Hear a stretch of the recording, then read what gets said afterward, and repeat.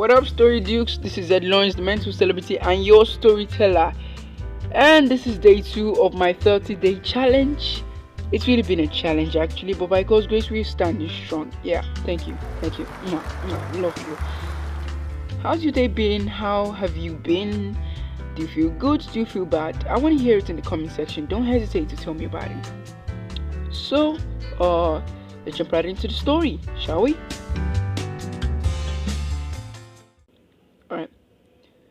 Alright, we're reading Lamb to the Slaughter by Roald Dhal. The room was warm and clean, the curtains drawn, the 2 table lamps alight, hers and the one by the empty chair opposite. On the sideboard behind her, 2 tall glasses, soda water, whiskey, fresh ice cubes in the thermos bucket. Mary Maloney was waiting for her husband to come home from work. Now and again she would glance up at the clock, but without anxiety, merely to please herself with the thought that each minute gone by made it nearer the time when he would come. There was a slow smiling air about her and about everything she did. The drop of her head as she bent over her sewing was curiously tranquil. Her skin, for this was her 6th month with child, had acquired a wonderful translucent quality. Her mouth was soft, and the eyes, with their new placid look, seemed larger, darker than before. When the clock said 10 minutes to 5, she began to listen, and a few moments later, punctually as always, she heard the tires on the gravel outside and the car door slamming, the footsteps passing the window, the key turning in the lock. She laid aside her sewing, stood up, and went forward to kiss him as he came in. "Hello, darling," she said. "Hello, darling," he answered. She took his coat and hung it in the closet. Then she walked over and made the drinks. A strongish one for him, a weak one for herself. And soon she was back again in her chair with the sewing, and he in the other, opposite, holding the tall glass with both hands, rocking it so the ice cubes tinkled against the side. For her, this was always a blissful time of day. She knew he didn't want to speak much until the first drink was finished, and she, on her side, was content to sit quietly, enjoying his company after the long hours alone in the house. She loved to luxuriate in the presence of this man, and to feel, almost as a sunbather feels the sun, that warm male glow that came out of him to her when they were alone together. She loved him for the way he sat loosely in a chair, for the way he came in a door or moved slowly across the room with long strides.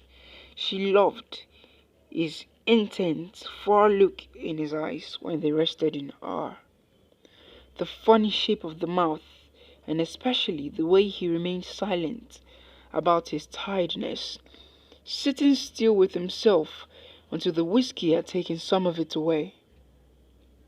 "Tired, darling?" "Yes," he said, "I'm tired." And as he spoke, he did an unusual thing. He lifted his glass and drained it in one swallow, although there was still half of it, or at least half of it left.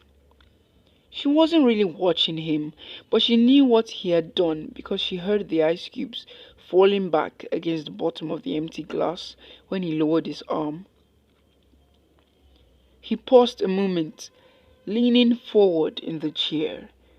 Then he got up and went slowly over to fetch himself another. "I'll get it," she cried, jumping up.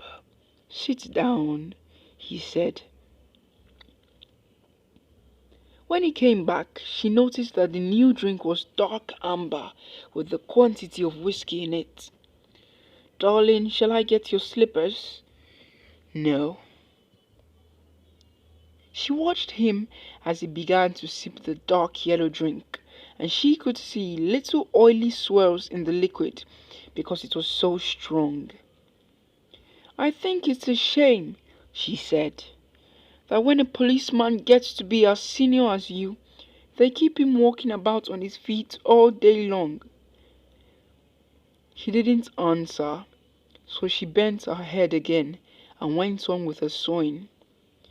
But each time he lifted the drinks to his lips, she heard the ice cubes clinking against the side of the glass.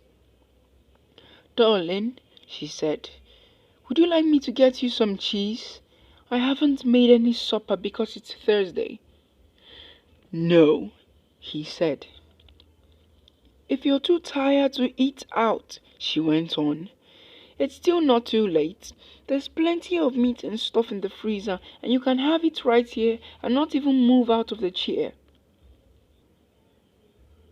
Her eyes waited on him for an answer, a smile, a little nod, but he made no sign. "Anyway," she went on, "I'll get you some cheese and crackers first." "I don't want it," he said. She moved uneasily in her chair, her large eyes still watching his face. "But you must eat. I'll fix it anyway, and then you can have it or not, as you like." She stood up and placed her sewing on the table by the lamp. "Sit down," he said. "Just for a minute, sit down." It wasn't till then that she began to get frightened. "Go on," he said, "sit down." She lowered herself back slowly into the chair, watching him all the time with those large, bewildered eyes.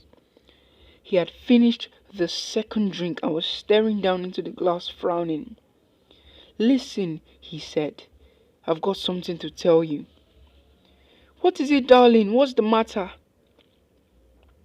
He had now become absolutely motionless, and he kept his head down so that the light from the lamp beside him fell across the upper part of his face, leaving the chin and mouth in a shadow. She noticed there was a little muscle moving near the corner of his left eye. "This is going to be a bit of a shock to you, I'm afraid," he said. "But I've thought about it a good deal, and I've decided the only thing to do is tell you right away. I hope you won't blame me too much." And he told her. It didn't take long, 4 or 5 minutes at most, and she sat very still through it all, watching him with a kind of dazed horror as he went further and further away from her with each word.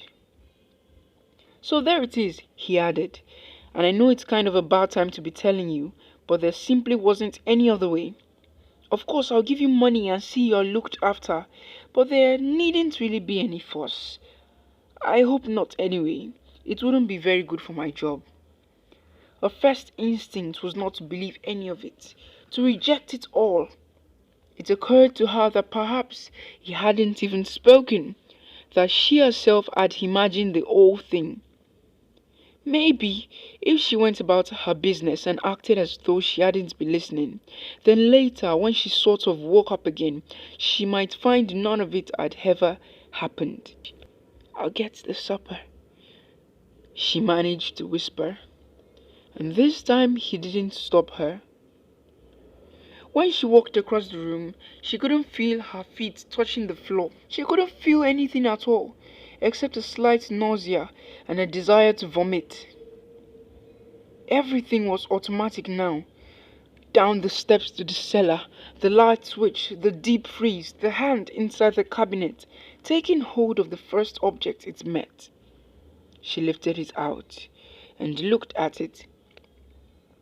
It was wrapped in paper, so she took off the paper and looked at it again. A leg of lamb. "All right then, they will have lamb for supper." She carried it upstairs, holding the thin bone end of it with both her hands. And as she went through the living room, she saw him standing over by the window with his back to her, and she stopped. "For God's sake," he said, hearing her but not turning round, "don't make supper for me. I'm going out." At that point, Mary Maloney simply walked up behind him, and without any pause, she swung the big frozen leg of lamb high in the air and brought it down as hard as she could on the back of his head. She might just as well have hit him with a steel club. She stepped back a pace, waiting, and the funny thing was that he remained standing there for at least 4 or 5 seconds, gently swaying. Then he crashed to the carpet. The violence of the crash, the noise, the small table overturning helped bring her out of the shock. She came out slowly, feeling cold and surprised, and she stood for a while blinking at the body, still holding the ridiculous piece of meat tight with both hands. "All right," she told herself, "so I've killed him." It was extraordinary now how clear her mind became all of a sudden. She began thinking very fast. As the wife of a detective, she knew quite well what the penalty would be. That was fine. It made no difference to her. In fact, it would be a relief. On the other hand, what about the child? What were the laws about murderers with unborn children? Did they kill them both, mother and child? Or did they wait until the 10th month? What did they do? Mary Maloney didn't know, and she certainly wasn't prepared to take a chance.